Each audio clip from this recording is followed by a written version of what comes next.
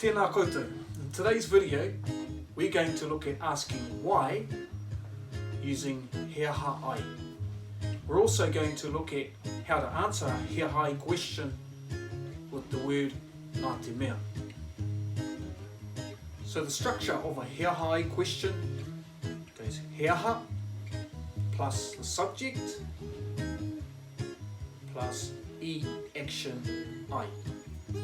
For example, he aha koe I haere ai.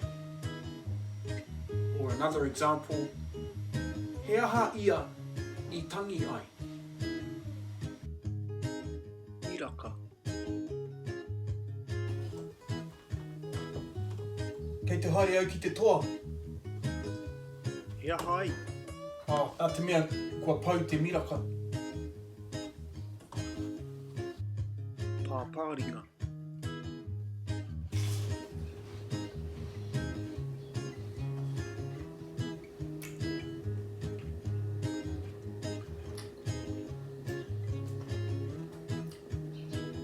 He aha koe I titiro mai ai. Nā te mea, he kai kei tō pāpāringa.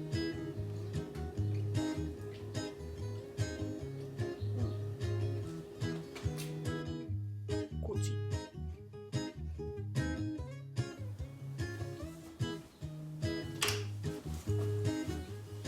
He aha koe I maua I tō koti. Nā te mea he makariri kei waho.